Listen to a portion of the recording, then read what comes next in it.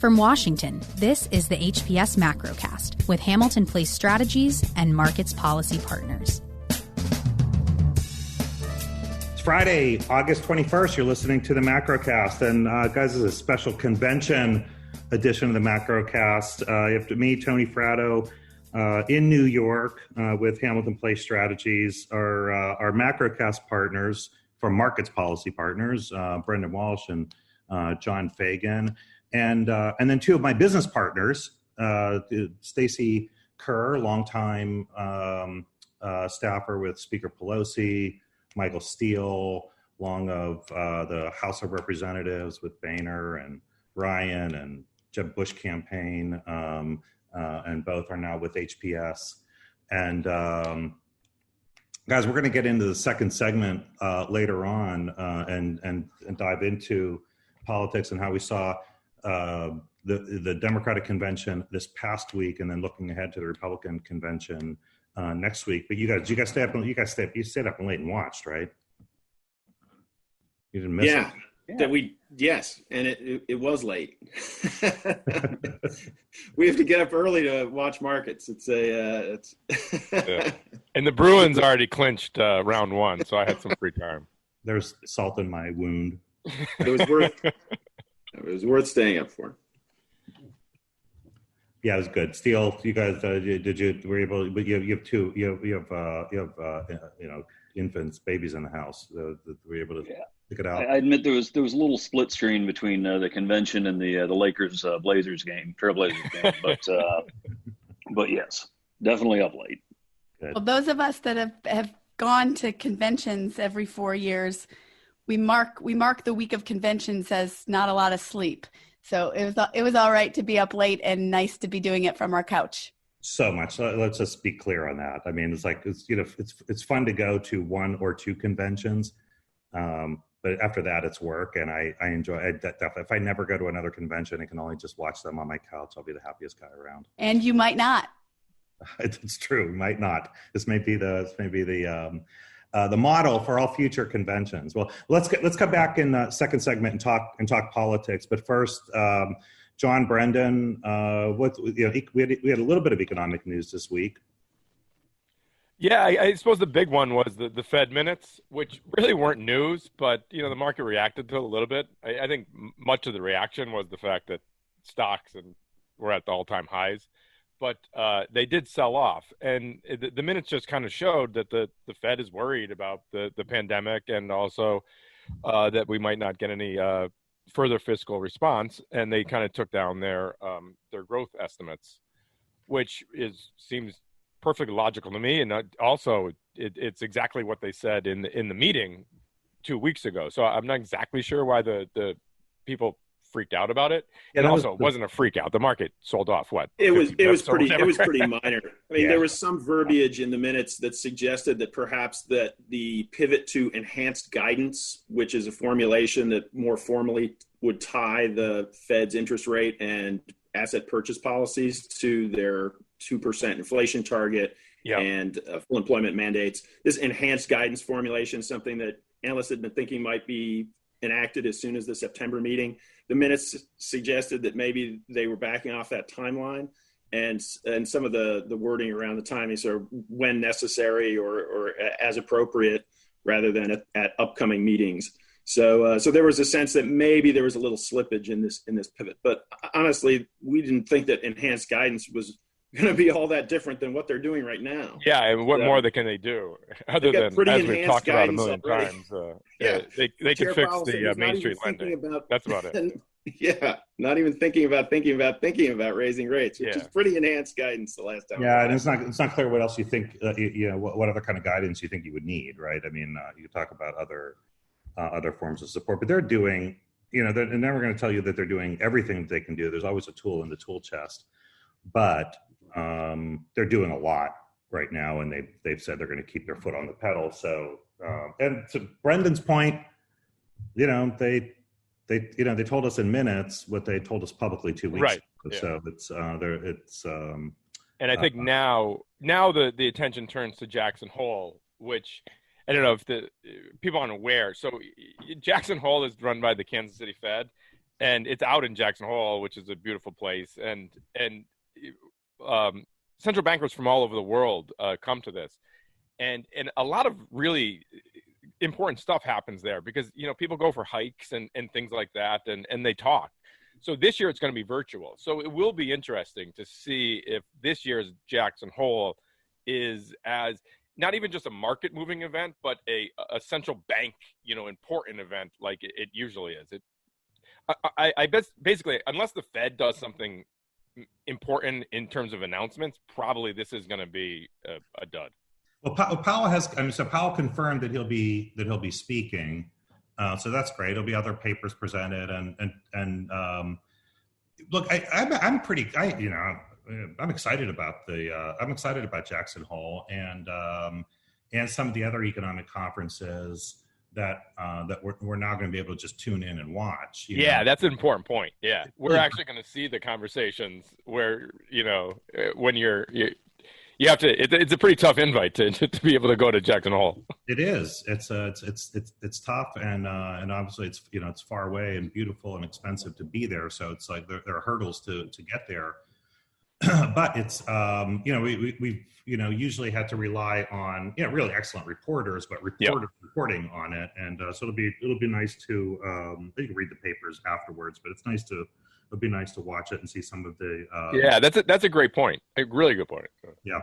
So that we had jobless claims yesterday, a little bit troubling. They backed up, after below for the first time in I think 18 weeks, dipping below 1 million, which is a staggeringly high number. 1 million for the first time in a number of months. They went back up above 1 million, up around 1.1 million yesterday. So directionally bad. Do you guys think it's filling in some of this concern that we may have hit some kind of stall in the economy? That's what that's pointing to. And we've said this a million times, that the jobs of claims is probably the most important data point, even outside of pandemic, but inside of pandemic, it is, because it's not a macro indicator. It's a check. It gets sent to people. So it's not like a survey. So 1 million people received unemployment claims, over 1 million people. Mm. And I think it's a sign that, things are kind of slowing back down. We reopened the economy a little bit, and then, people decided that, going to movie theaters and restaurants isn't such a great idea. So I think you're actually seeing people that went back to work now being unemployed again. And then so we know that the stimulus has run off, and Congress can't decide whether they're going to do it. So it looks like the Republicans are willing to offer a skinnier deal. And by skinny, we're talking about $1 trillion or something like that, which is not really skinny. Yeah. Yeah, I mean, this is my worry about this data, is that it's going to be seen as a flashing yellow light, but not a red light, and it's not going to be enough. It's not going to be enough to get the administration back to the table in a serious way, House Democrats back to the table in a serious way, to actually pass something in the near term, which seems, I mean, from my perspective at least, and I think everyone on this podcast agrees, is pretty sorely needed. Yeah. So I've been sort of the outlier on predicting that they are going to get a fairly substantial deal, and by substantial I mean north of $1 trillion. North, yeah. Yeah, maybe not to 2 trillion, but north of $1 trillion. And my reasoning on that is that so these guys just went on recess. They're not coming back until September. The data up until now have been pointing in the right direction, and improvement, slow improvement, still levels are still really high, but the market has been racing, and that has given I think some policymakers false hope that that the economy is getting much better than it is. And I don't think it's the case. So we've said there's a difference going on here between what the market is doing. Such an important point. Yeah. Where normally, when the market's at all-time highs, that usually means things are good. The reason that the market is at all-time highs is because things on Main Street in small business are incredibly bad. So right now, 25% of the S&P is in 5 stocks. And these are the tech stocks that have been monstrous winners. Yep. You know, Amazon revenue is up 100% through this. Yep. Everyone had to go virtual. So your mom and pop store is got it, and bankruptcies are spiking. Yeah. But that all is going online, which is a big public company. So the market is actually telling you the right thing, that things are really bad on Main Street. But people don't understand that because they just look at it and say the market's saying everything is fine. Yeah, very top-heavy market. And, we just saw an index of big tech stocks ticked higher yesterday. It was up 2% to put year-to-date gains for that big mega cap tech stock index at 66% for the year. And JP Morgan's stock is down 30%. And they just keep dragging the indexes higher. So if you're following, like politicians, it's not their day job to follow markets. And so it's understandable. They glance at the index, see all-time highs, say, okay, everything must be great. Yesterday we had, almost 3 times the number of stocks decline for the number of stocks that went up, and the index still dragged higher because of the big tech gains. And we've just seen that again and again. Yeah, and it's not just the big tech. We saw Walmart and Target report this week too, and they blew the doors off on their earnings. They had a very good, spring into summer, and because with all of those, hardware stores and convenience stores and others that had to shut down. The only stores that could stay open were the big box stores, where they could, control traffic and space people out and manage it in ways. So they were big beneficiaries. There's no question about it. They're also partially tech companies at this point. I mean, I don't know about you, but most of the things I get at Target, I order on the website and get delivered to my house. I mean, that's true. Same as Amazon functionally. That's true. Walmart, to compete with Amazon has really, really built up its digital platform, and that was a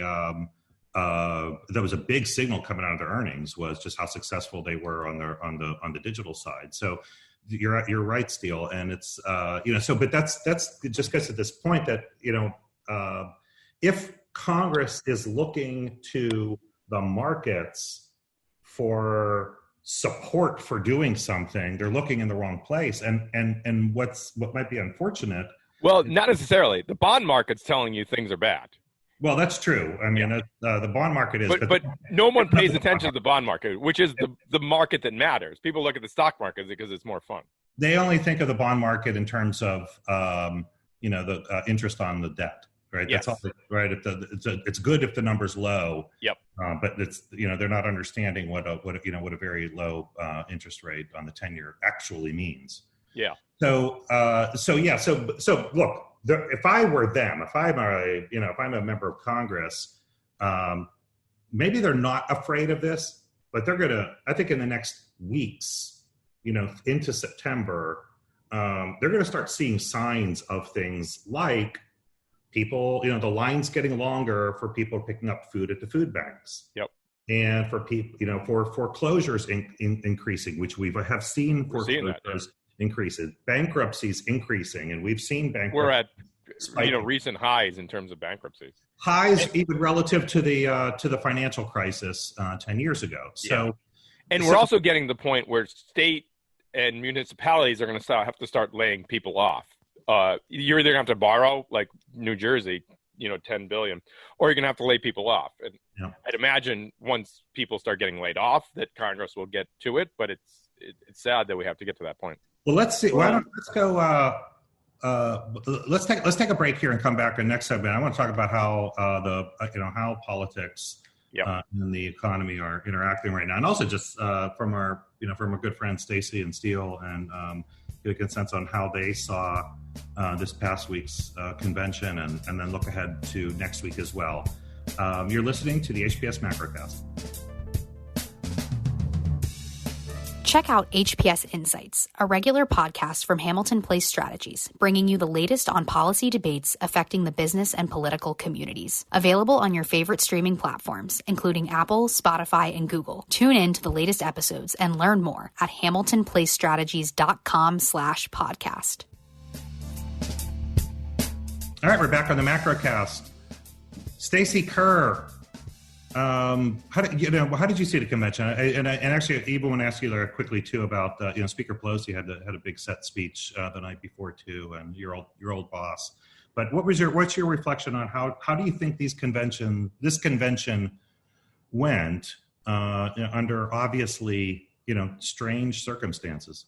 Well, it's the unconventional convention, right? It is that, and yeah. I think I think this convention is going to be remembered for its time in history more than its substance. A lot of substance to discuss, but this happening as the first virtual convention, in the pandemic, the context with Trump and certainly President Obama's, the first time we've seen really a former president come out that strongly against a sitting president, and then of course the role of the vice presidential candidate Kamala Harris and her role as the first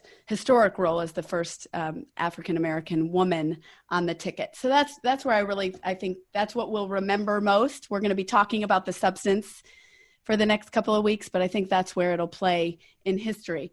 But I think it's also important, I know we're going to dive into the details, but to just remember a couple of things about conventions. And that is, first, remember, campaigns are fundamentally about finding your voters and moving them to action. And conventions are a big opportunity to do that. And I think we saw that, how you use the message, the speeches, your surrogates, all in support of moving your voters to action. And conventions are also a big display of the campaign strategy. And here's what we saw over the last 4 nights. This campaign is going to be about more than just Joe Biden himself, right? This is not the history making that we've seen of Obama when he ran in 2008. It's about more than just Biden. In some ways, Biden is sort of the manifestation of a different direction for the country. And it's really about making the case against Donald Trump. So I think, the third thing is, it's a view of the ticket and the partnership. And I think they did that really well with the Kamala Harris announcement the week before. And then we saw certainly a lot about the Biden bio. But if you believe that was their job to advance their strategy, talk about Biden and make the case against Donald Trump, I think we saw that. And we certainly saw Kamala Harris step into that role. She's a former prosecutor, and she's going to have an important piece, and maybe part of her selection as the vice president was to make that case against Donald Trump. I thought Joe Biden's speech last night was, I think he did exactly what he needed to do. Yep. And I'd love to talk a little bit about some of the themes from the week. But I also want to say, I think it was the best speech he ever gave. Well, and the expectations were high, right? The expectations were definitely high that he needed to make the best speech of his life. Yeah. Well, I go back and forth about that because Joe Biden, in my mind, occupies this amazing space in the American public consciousness where he is simultaneously the most experienced public policy person in our politics right now. Decades of experience at the highest level in the Senate, the vice presidency, presidential campaigns. And at the same time, if he doesn't wet himself on stage like Bradley Cooper in A Star is Born, he has exceeded expectations. Like the president's campaign makes it seem as though he's basically drooling through meetings. And so he's got this, it was a great speech. He did a great job. He did exactly what he needed to do. But this is also to a certain extent a good enough convention. It needs to be good enough, not scary, and kind of take the sting out of the attacks the president's going to make, while continuing to lay into the fact that the president is failing to deal with a once-in-a-century public health crisis and a once-in-a-century economic crisis that's resulting from it. I totally agree. Yeah, can I ask you about? I would sort of dive in on that a little bit because I get Stacy's point is like there were 2 different levels of expectation settings here, and I think there were expectations on the Democratic side and the progressive side for Biden to hit it out of the park. Like, he really better hit it out of the park because while I agree with Steele, right, he is like obviously super experienced. He's been working at this for a long time. He ran a very good primary campaign, and he deserves to be standing where he is. At the same time, there is this, youth progressive movement on, move to the left, whereas Biden is more of a centrist, move to the left in the Democratic Party. And so the party is entrusting them their chances this time in a, septuagenarian from a different era. And so, the expectations on the Democratic side were very, very high. On the Republican side, on the Trump campaign has two things. One is the Trump campaign has had tried to pass him off as this doddering, old guy. So they did the unconventional thing of, lowering expectations for him, which was, it's unconventional strategy. They should have been raising expectations. But then for all of it, I have been listening to Joe Biden speak for all of my professional career, and in person many times, and places everywhere from eulogies to committee hearings. He speaks long. He goes on long. He is meandering. He has stories that he throws in the middle of speeches that weren't there in the written version. He's got he's got a lot of stories, so that Uncle Joe storyteller is it's endearing, but also makes speeches really, really long, and sometimes you lose the thread of them. He didn't do that last night. Right? And wasn't it interesting to that point, Tony? What I thought the convention did really well is take that element of the storytelling and the Uncle Joe and disperse it among a lot of other people. And it almost set up Joe Biden to go give a really disciplined speech that you've just laid out he needed to do. Yeah. Well, and I think it was a disciplined convention and a very smart convention in terms of the political appeal. Like, I don't know that that a President Biden would govern this way. And I want Stacy to talk a little bit about the research we've done on that. But a convention where John Kasich gets more speaking time than AOC is a disciplined convention in the sense that it is presenting the party that can win the general election, rather frankly than the party where the party's energy is, in my view. Yeah. It's a fair point. And remember, Democrats, that was a chaotic primary process. There was drama. So I think for the Democrats to come out of this week with a very controlled, safe, but advanced the ball, that was not the convention that Republicans would lead you to believe, that it was going to be all about AOC, as you say, Steele, and the shift to the left. So I think the balance and the control really was strategically very smart. Yeah, that's interesting, because I don't know, if you had to be in charge of a convention, would you almost rather have a virtual one rather than in person? Because is it easier to have the message on point? Yes. You lose some energy. You lose some of the electricity that comes from a live crowd, and that can be good and bad. One of the most electric speeches I remember at a convention was Sarah Palin. So that's not always a positive thing, but it's definitely easier to control. It's also, Brendan, I think to your point, it's a shift, right? From really, I think the other thing we saw with this convention, it took it out of these party insiders on a floor of a people hall. With the hats and with the hats, and look, that'll have a great place in American history, but it really, I think what we saw is the future of conventions, and it really put the spotlight back on regular people, storytelling. One of the funniest things I read is that 2020 we lost the NCAA tournament, but we gained the DNC roll call vote, where they went around the country and they're kind of squid and fantastic. Yeah, they should always do it. They should always do it that way. It was really terrific. But I'll say this, in terms of the people, it's yes, they can bring energy, but my memory of the 2016 Democratic National Convention was the 20% of the people in the crowds who were Bernie bros carrying their no TPP signs. Exactly. And it didn't look unified and people the party was behind Hillary Clinton. It was disruptive at times. It was, not raucous is too strong a word, but they did interrupt things. And if you just a look at the crowd, looked like this is not a unified party.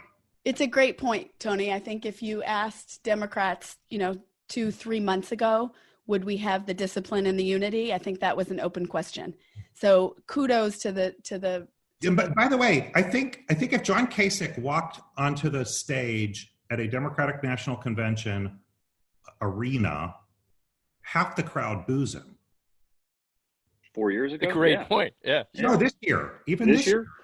Yeah, even maybe. this year. Sure. Yeah, because the people that go, you would get a big crowd that would. If you just looked at. Yeah, if you just followed the progressive Twitter response was fine, but I can't believe we've got this conservative, welfare cutting, anti-choice, come in telling us how we ought to vote. And so there was a lot of that. And I'm not saying that's the unified view. I think most Democrats would say, look, we need to, to steal your point, we're going to win this thing. We need to pull votes from the center and broaden the appeal of this campaign. But if you got a crowd there, that 20% that says you're out of your mind having this guy who you disagree with address us, right? It looks disruptive and negative. So I think the funniest tweet I saw during this whole thing, when they were speculating who the Republican was going to be, it was John Boehner in his Barca lounger with his glass of red wine saying, "Leave me alone." His spokesman released a statement saying he would rather set himself on fire than get involved in this election. But Tony, you also raise a point about, look, who are the Republicans that we saw, or the more center we saw Cindy McCain talk about John McCain's respect for Joe Biden. We saw certainly John Kasich. We said, when you think about who are the more conservative voters who are coming to the Biden side, Chuck Hagel up there, that's what we saw. And I think what that showed us is those types of voters are with Joe Biden, and now we got to drive them to the polls in November. But what we overwhelmingly saw was that this is about driving enthusiasm among the Democratic base. Yeah. And getting them to take action. We saw a ton about voting early, obviously a lot going on with that, with the post office and interconnected with the politics. But even in that speech that Barack Obama gave, all about Donald Trump, he still came back to go vote now, vote early, get that. That was a very consistent message. I joked that somebody asked, what's a Democratic platform? It's like, platform is get off your couch and go vote. That's your platform. Yes. Right? It was the recurrent theme on, I don't think a half an hour of the convention over 4 nights went by without a call to vote, go text, find your polling station. Exactly. And the Michelle Obama argument, right? If you think this is as bad as it gets, no, it gets worse if Trump gets reelected. Yeah. Yeah, and your point, Tony, I don't think this is going to be a fall in a general election campaign that's going to get deep into policy.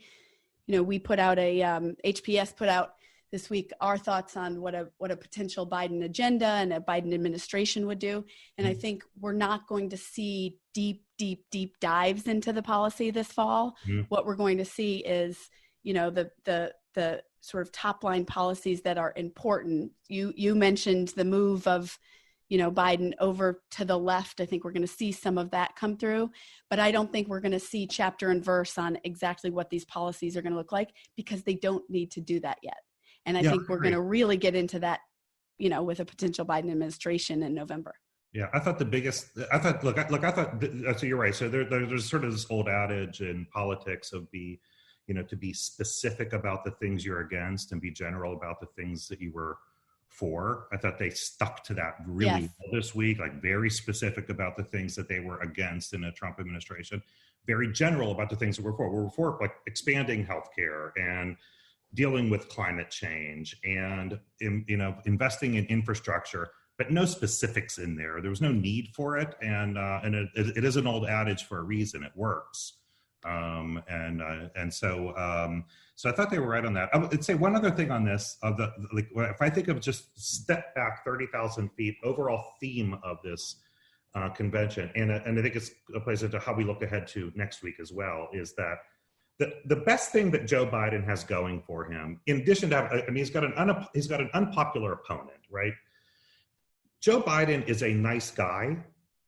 I think they emphasized over 4 days that he is a very, very nice guy. He's a good man. Like whatever your views are with him on policy, and they chose lots of ways to do that. And just one, one segment that they did that I thought was last night and was really emotional and powerful was the young kid Braden Harrington with the stutter, which is it's one of those things you remember from the convention of the courage he had to get up there and read with his stutter and talk about Joe Biden personally helping him deal with which Biden like the stories about Biden being a nice guy and the things he does for other people. You could do a whole, you could do the whole convention on that because he does it quite a bit. And they did. And they did. and they did. But I think you're right, Tony. Also, look, the authenticity of Biden is that he's compassionate and he has developed a sense of empathy. And you couldn't ask for more authentic qualities to put as a contrast to this president. So, I think really we're in this place where maybe Joe Biden, older though he may be, maybe he is exactly right for this moment as a contrast to Trump. Well, and that's I think the central problem that Republicans have going into the convention in the fall campaign, which is they had a plan. If you look at like the Super Bowl ad at the beginning of the year, they had a plan to say, you may not like Donald Trump. We kind of concede that he's a bit of a jerk, but it takes a Donald Trump to change Washington. And then they run through the economic record, low unemployment, surging growth, stock market, et cetera, and say, we're winding down foreign wars abroad, defeating ISIS, et cetera. All of the stuff that followed that Donald Trump may be a jerk qualifier doesn't apply anymore. They lost all of it as a result of the failed response to COVID. And so the president is insisting on, not only in terms of the overarching strategy, which is just think how great the comeback will be under Donald Trump, who until this disease was doing such a great job. And by the way, the moderate Democratic senator from Delaware that we've known for 5 decades is going to unhinge his jaw and the squad will leap forth to rain devastation on America. That's kind of the 2 points of their argument. And then there's the third problem that's specific to Trump himself, is that he wants a very specific kind of campaign.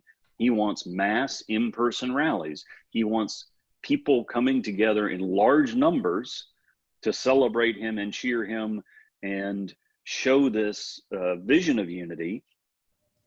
And nobody wants to do that in the midst of a deadly pandemic. No. And so we've got all of the overarching message problems that he faces given the current public health and economic situation, and also the logistical problems specific to the fact that he wants everybody failing everything else, failing Charlotte, failing Jacksonville. He wants every Republican elected official and a bunch of people on the White House lawn to celebrate him. And very senior Republicans, people like Mitch McConnell, are like, yeah, no, I'll make a video, man. I'm not going. Yeah, there are some people there. Yeah, so barring the opportunity to do the big arena filled with MAGA supporters, so he's the alternate is to the best way to look presidential is to actually be the president, right? Because you get to cloak yourself in all the things that come with the office. You get to go to the Rose Garden and speak from the White House and the South Lawn and fly on Marine One, and you do all those things. So it is a benefit to be a president going into re-election, because you get to actually look like the president by being president. And so that's the next best thing for him. He's probably for his supporters, he's at his best out in, Red State Arena with adoring throngs in the crowd. But this is the next best thing for him, and we'll see whether they pull it off. Do you think they learned anything about, ideas to steal or things to improve on from the Democratic convention, just from a technical standpoint at all? I mean, I think that the technical side ran very smoothly, and that's not guaranteed given the sometimes shambolic nature of the Trump operation. I do think that there's one thing they know how to do. It's to produce a television show. They will have people from across the country talking about ways that they benefited from the president's policies. I do think, Tony, you're exactly right in general about presidents and the sort of Rose Garden strategy. I think the problem Trump has with it is that no issue matters other than the pandemic. And his view of how to deal with a pandemic is so violently at odds with the best advice of the public health authorities that he's got two modes right now. One is the sort of talk happy, this will disappear, everyone just get ready for that V-shaped recovery rocket ship coming, sort of blind optimism, which is his natural default, which then gets him fact checked and gets in trouble for a variety of ways. And then there's the listless, low energy, to invent a phrase, delivery of what is good public health advice. When he clearly is out there reading a speech that has been approved by his advisors. His heart isn't in it. He looks like he's falling asleep reading his own words. And so, the being presidential is absolutely the right strategy here, except he can't do it. And nail it, Steele. I just think that was certainly. Well, one thing I'm watching for, one thing I'm really curious about for next week and the Republicans is, Trump himself, I think, has a view of this, and the way that he has behaved, I just do not think is going to win him enough votes in a base election.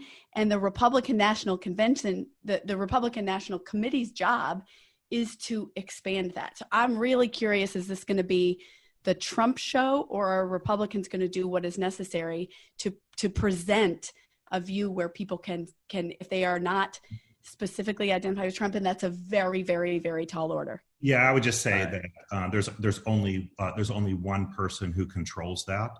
Yes. And that's Donald J. Trump. And so the thing that I'm looking for is whatever the best laid plans are that Republicans have for their convention next week, he can screw it up with or step on the message of any day by, embracing QAnon or whatever it is that we can't even anticipate.